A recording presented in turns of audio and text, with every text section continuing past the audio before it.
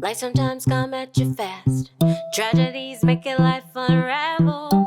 You feel like you wanna give up and stay knocked down. Even when your heart is shattered, you still got a life to live. You still got a life to live, so don't give up. We are beautiful miracles. We are beautiful miracles. We are beautiful miracles, so don't give up. Hello, everyone, and thank you for joining me today on my podcast, Beautiful Tragedy. If you like what you're hearing, would you please like, comment, share, and subscribe? On today's episode, I'm being joined by Elizabeth Andreevsky, and she has a company called Emotionally Healthy Legacy. And so today we're going to talk a little bit about her story as well as gentle parenting and self-care. I've talked a lot about the importance of self-care in my previous episodes, and I just really feel like it's something that mothers need to prioritize. And so I'm really delighted to have you here, Elizabeth. So thank you for being here. Thank you for having me. I'm excited to be here. Thank you. Yeah, so if you want to just go ahead and tell me about yourself, tell me about your family. Thank you.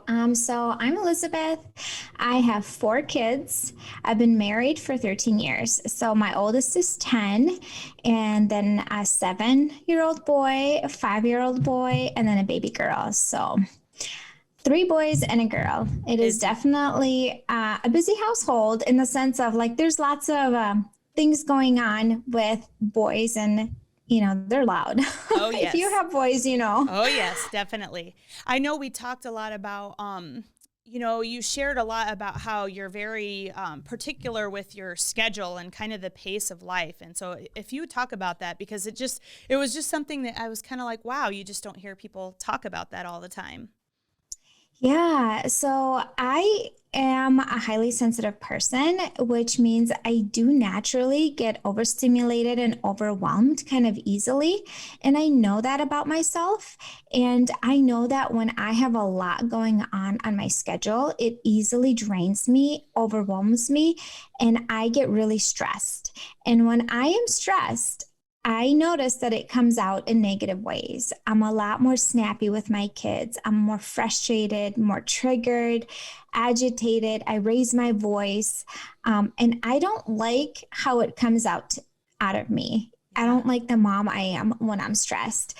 And so my passion is to help other moms to find kind of like that middle ground with being able to take care of themselves, being able to do things for them, for their kiddos, and not push past their limits. So they are more calm and patient with their kids. How did you get to that level of understanding about yourself and just kind of, just so aware of yourself? Yeah, that's a good question. I think it comes with time. The more kids you have, the more, and the older you get, you kind of like realize things about yourself. I'm also really into self-development. I like to learn things. I listen to a lot of podcasts and audiobooks and listen and read books. And so I get to kind of learn more things about myself. But my journey started a few years ago where I was struggling with my 3rd son, parenting him. And he was one of those kiddos that I felt like I was putting out fires all day long. Constantly, he would get into stuff and I felt so drained. So I ended up going to counseling to figure out a way to, I guess, control my child. That was my motivation. But I was introduced to a whole new world of gentle, respectful parenting. And if you don't know what it is, it's you kind of come alongside your kids when they're having a hard time. And when your child misbehaves, you see it from a different lens, that they're dysregulated, that they're emotionally struggling. And your job as a parent is to stay calm and grounded, come alongside them and help them through those moments. And so by setting healthy boundaries, you're allowing them to experience challenging emotions, but you're not allowing all behaviors. So like they can't be throwing and hitting, but you're allowing them to be upset. And so like it's creating like an emotional connection with your children.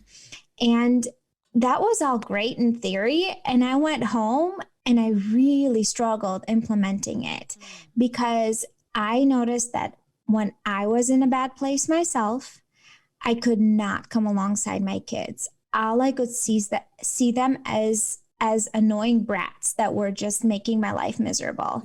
And that's not the kind of mom I wanted to be for them. Right. And around that same time, shortly after I started therapy, I bought a course that she focused a lot about mom taking care of herself.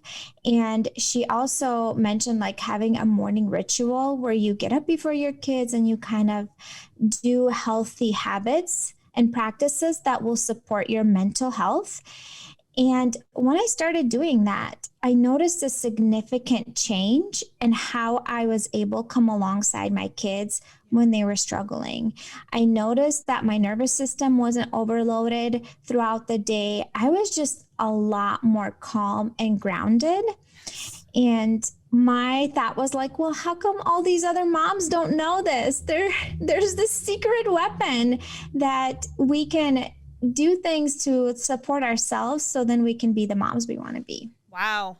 That was a lot. That's so amazing. And I have multiple questions. So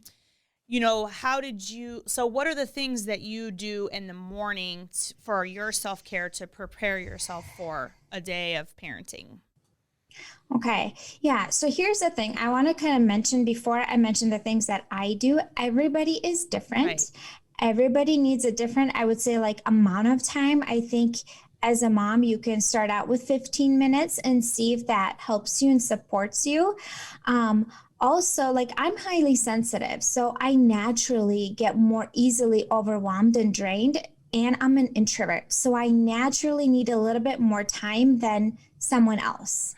Okay. So I need a full hour to myself in the morning to feel like I was able to do things that are proactive, productive, and that support my mental health. Okay. Yes. There were seasons when I had a newborn and it was only like 5 minutes and it wasn't ideal, but it was better than nothing.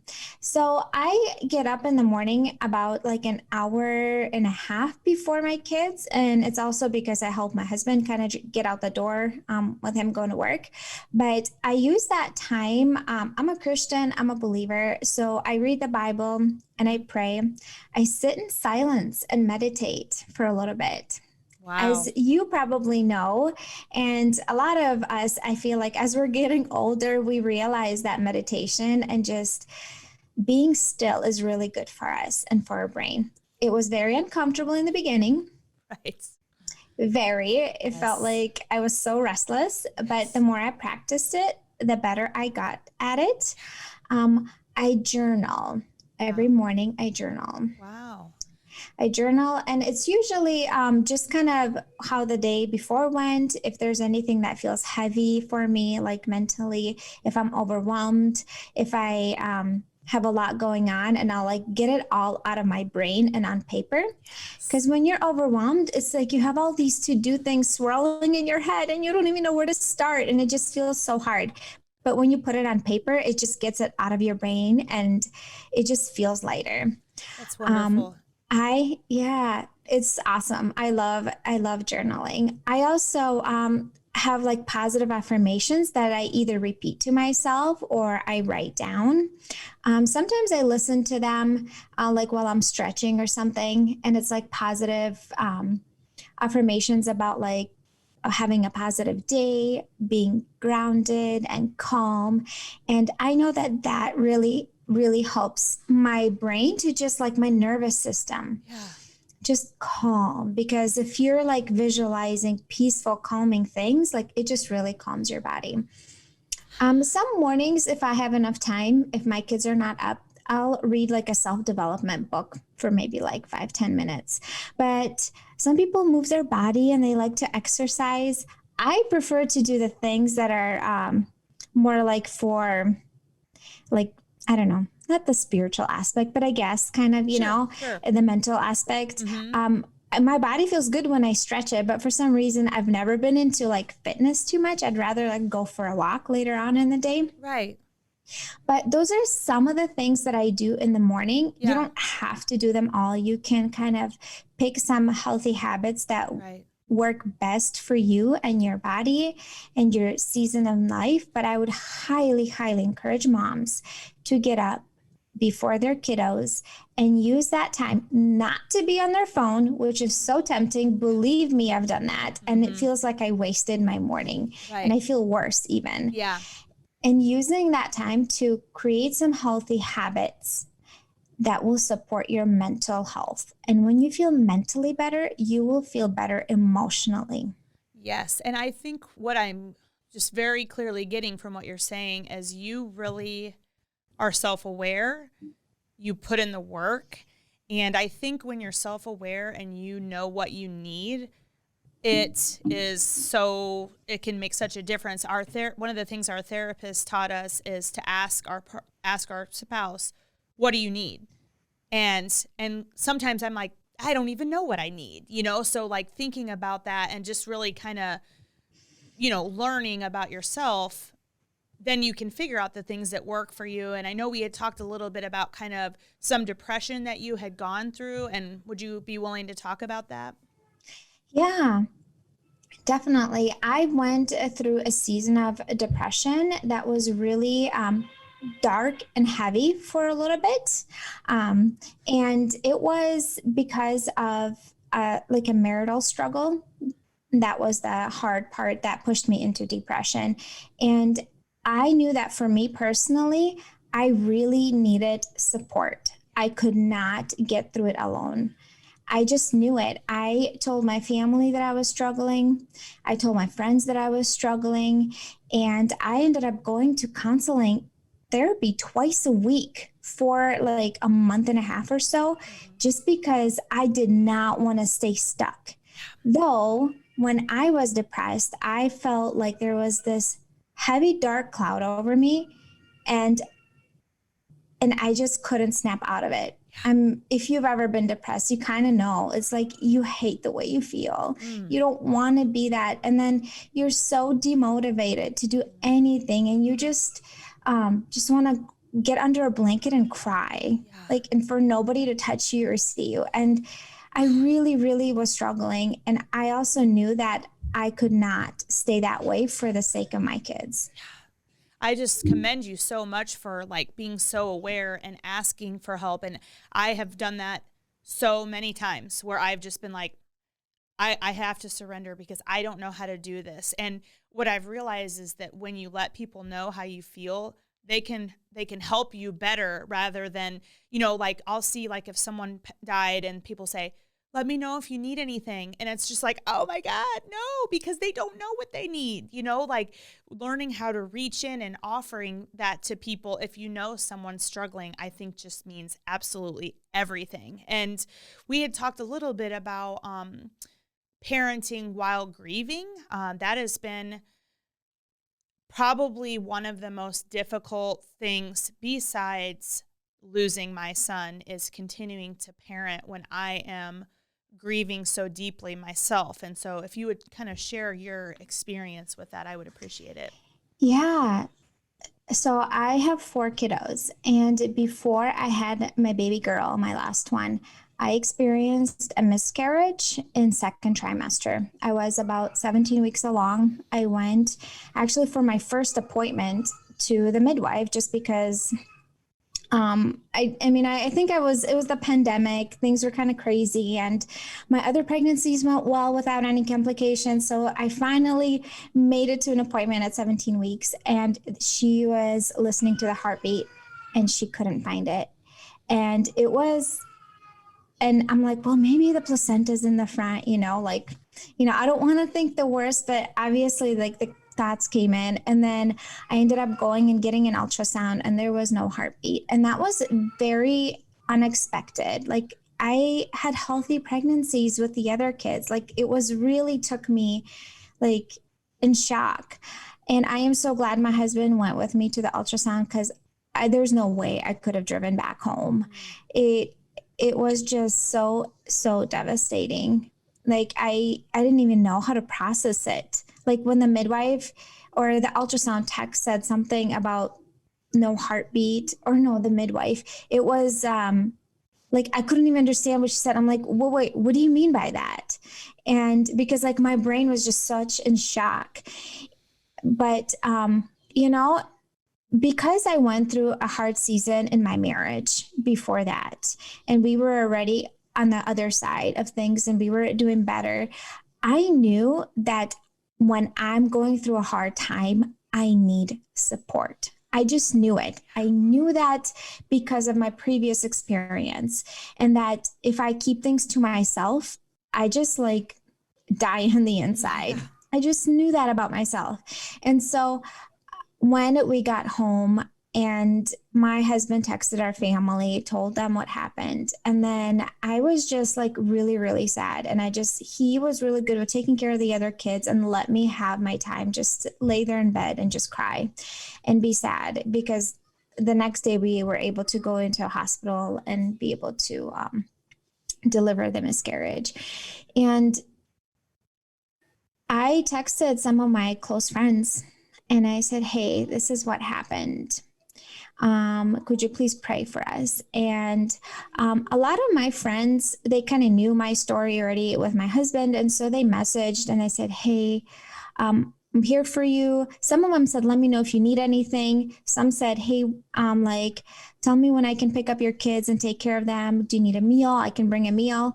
And I kind of knew that cooking is something I hate. I've always known that about myself. And that's the last thing I want to do, especially when I'm in a hard time, having a hard time. So some of the things that were really helpful was having friends that brought me meals. And then I took some time to just be by myself. I know that I needed some time to just process everything that was happening. So I did some journaling. I did a lot of journaling to help me process what I felt. Also, it was summertime, so I was able to just go to the lake and sit there and I got one of those books in the hospital about grieving, and it had lots of stories in there about other people that experienced losses. And so it really helped me not feel alone during that season. Yes. Yeah, I'm sure you understand that. Like when you feel alone, it's like the worst. And I'm also an external processor. So my friends that did bring me meals, they asked if it's okay for them to come in if I wanted to. And I did, because I wanted that support. Some of them shared their miscarriage stories, because a lot of women do experience it. And I was able to kind of talk about what happened, and they were able to listen. And every time I shared my story, it felt less heavy. Yes. The way that you know yourself is really pretty beautiful. And I think that a lot of people don't know themselves. They don't know what they need. And so then they're in crisis mode and don't know what they need. And I was so very, very fortunate to have an absolutely wonderful support system that did things for me that I just couldn't even think about doing. And I just feel like I can never repay them, because it's still very fresh in my mind, even almost 3 years later, when my life was flipped completely upside down. And even everything that's happened since then, it's still kind of like, I don't even understand really what's going on. But like, if I didn't have good self-care in place before, I think I would be just a full-on wreck. And if I just kind of felt like, if I don't take care of me, nobody's going to take care of me. And I have to put myself first. And because, when you're in, like you said, when you're in a better spot, you can be there for other people. I mean, I get tired. I'm still tired, but I mean, it's just really quite a validation to hear someone who is just really knows themselves. You've done the hard work, and I think it really pays off, because you can get through these hard times and not feel like it's just going to take you out, I know we had talked a little bit about like in the moment regulation, positive self-talk, expressing anger in a healthy way. So I'd love to hear your take on that. Yeah, that's what I'm good at teaching. But before we go into that, I would love to mention that when we are grieving, we are already in a hard place mentally and emotionally. And it is really normal to feel very overwhelmed and easily triggered and even easily angered and pushed over the edge when you are grieving. Your brain is under so much stress trying to process everything that has happened, and every little thing that like is not going your way, it's very normal for the brain to almost like freak out. So if you are kind of going through that, please give yourself grace. It is very understandable. The goal is to just be able to move through it and not get stuck in there. Yes. And that's where the hard work comes in. Yeah. I've learned, I used to try to avoid it, and that didn't work. And then I tried to really plow my way through it. That also didn't work. My therapist teases me sometimes because we have a very good relationship and we talk often, that he knows that I want to rush it along and put a bow on it and put it on its way. And that also hasn't worked. So now I'm learning how to feel the feelings and not run away from them and avoid them. And it's hard. But another thing my therapist says, and I probably repeated this 40 times in my podcast, but I really want to drive the point home. If you replace the word hard with important, it changes how you approach it. So yes, it's hard, but it's important. And my surviving son needs his mom in the best form that I can be, you know? Yes, I agree 100%. I've never heard that phrase, but it is really, really good. I really like it. It's one that can really apply in so many situations. Sometimes we don't want to do the hard work, but I feel like, to me, you're an example of someone who's done the hard work. And, you know, I'm very much in the process. I'm learning, I'm working. And, you know, anytime I get a little tripped up with the type of work that I do, which is, working with grieving families, it's hard, but it's important. And it does change how I feel about it because it's something that needs to be done, and discussing topics that people tend to not talk about. You know, I'm not going to run away from those hard discussions. So yeah, it makes sense. That's really good. Thank you. So in the moment regulation, when we are triggered, when we're overwhelmed, here's the thing. If we don't take care of ourselves ahead of time, the in the moment regulation will be 1,000 times harder. Yeah. If you're running on empty, if you're exhausted, when you're extremely stressed, you can do in the moment regulation, but it just is like literally 1,000 times harder for your brain to be able to do it. Yes. And what I mean by that is that if you wake up kind of last minute and you jump into your day and you're all reactive and your max is 10 is when you blow up and lose your cool, and you wake up and you're an 8, you really have little kind of wiggle room there. If you do practices on a regular basis that lower that number down to like a 3 or a 2, yeah, life is stressful. We all have stressors. It's like, what do we do with those stressors, right? How do we release them and process them? And so if we kind of lower that threshold down, we have a lot more wiggle room to handle things that are not going our way. Does that make sense? It makes a lot of sense. Yeah. And so now, okay, I'm triggered. I feel like I'm about to lose my cool with my kids. I'm about to scream or even hurt them. What do I do then? So one of the things is being aware of like when you're kind of getting to that point. Are you at a 9 out of 10? Are you an 8 out of 10? Are you about to lose your cool?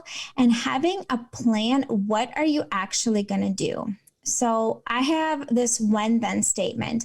When I feel really frustrated and I'm about to blow up, then I will communicate needing a break and walk away. Now you tell your kids, I need a break, and you walk away. Yes, I tell my kids I need a break. When I can't walk away, but they can, I would ask them, I'm like, can you please go upstairs? Mommy needs a break. And they do that. They do that for the most part because we've like communicated this so much over the years that I'm like, I don't want to yell. I don't want to scream. I'm having a hard time right now. I need some space. Please go upstairs and play in your room for a little bit. Yeah. And I do that with my kids. Or if it's nice outside, I'll send them outside. Right. And during that time, what do I do to kind of calm my nervous system down, right? When you're about to blow up, your nervous system is overloaded. You need to do some sort of practice to kind of lower that down, to kind of calm your body. Deep breathing works really well for me. So I take deep breaths, and that calms my body down.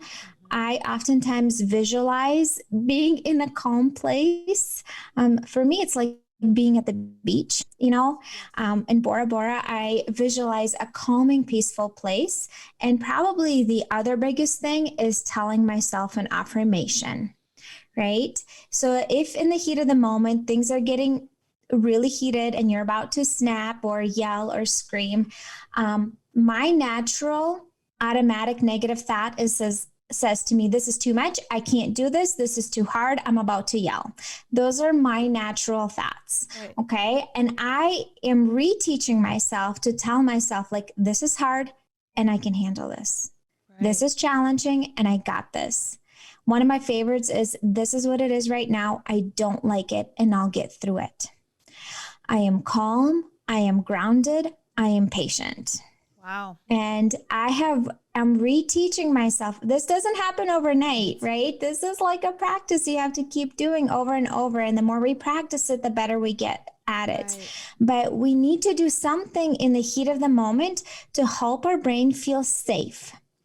So when we're like super triggered, our brain goes into threat mode, and that's why we kind of like explode. So we need to calm the nervous system down by helping our brain feel safe and doing deep breathing, like visualizing a calm place, saying positive affirmations. If you can go for a walk and just clear your head for a little bit. I mean, if you have little kids, it probably won't happen. Right. But if you're able to, like, just go stand outside and get some fresh air. That is really good and calming to your nervous system. Yeah. And then you can re-enter the situation and your number is not a 9 anymore. It's like a 4. Right. So, your business where you help mothers is called Emotionally Healthy Legacy. So can you tell me a bit about that? Is it like a class, or how does that all work? Yeah. So I also have a podcast. It's under Emotionally Healthy Legacy, and we talk a lot about healthy habits in there that moms can incorporate, practical stress management tips, a lot about emotional wellness and like processing and regulating your emotions. I also have one-on-one coaching that I do with moms. Wonderful. And so if you're a mom and you feel like this is like something you really relate with and you're struggling with this, I offer free stress management calls. So you can just book a call with me and we can kind of talk about where you're at. I will give you some tangible tips to walk away with, things you can implement in your life. And then if you're interested, we can move forward from that. That's wonderful. I was thinking about, earlier when you talked about how important it is to connect. My son's play therapist recommended the book, The Whole Brain Child. Have you read that? I haven't read it, but I've heard of it. And I've heard that it's good. Yes. So one of the things that she talked about was connecting and then correcting. And I watched her do it with him. And I'm like, what kind of voodoo magic are you doing right now? But I've really tried to incorporate that and acknowledge his feelings. And it really has made such a difference. And I always kind of joke that I give myself awards for various different things because nobody else gives me any awards.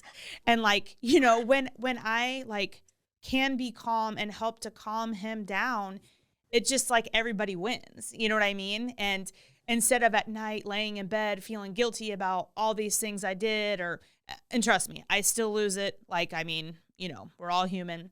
But I do too. right. I'm not perfect. Right. And even though I teach this, I still have hard days. PMS week is not a fun week. Right. Not for me, not for my kids. Right. I just through our discussion, I just have seen how important it is for us to, work on ourselves and prioritize ourselves, because then we can be the best parents to our children, and they deserve that. They're little kids, they're just learning and they're trying to figure it all out too. And, I unfortunately got a crash course on parenting while grieving with my son. And I just say to him, Ivan, I just want to give you a good life, and he says, you are giving me a good life. And I'm like, okay, I guess I can do this, because it's really hard. It's really, really hard. And so I think what you do is absolutely wonderful. And I will link your podcast in the show notes. So is there any other pressing thing you want to share with me, or what do you think? Well, no, I just want to tell one more thing for moms, that it is really hard to come alongside your kids if you're struggling yourself. And it just really is. And there's so much science behind it as well, the way our brain works. So I really want to encourage you, if you are struggling, that is okay that you're there. You don't have to stay there. Yes. There's so much more to life than survival mode and just feeling like you're trying to avoid the next day and feeling like you're triggered every day, all day long. This is not what you're meant for. You're meant for so much more, and your kids deserve a mom who is happy. And sometimes it's hard to invest in yourself, but think about the positive effects on you and the rest of the family and your kiddos. Absolutely. The way I end every podcast is my favorite Maya Angelou quote, and it is, we do the best we can until we know better. And then when we know better, we do better. We do better. And this is absolutely so applicable in this subject, because it's like, if you're not aware of yourself and if you don't have those tools, you can't teach them to your child. And so being able to invest in ourselves is investing in our children. 100%. Yes. So thank you so much. This is a wonderful conversation. Thank you for having me. We are beautiful miracles. We are beautiful miracles. We are beautiful miracles. So don't give up. Don't give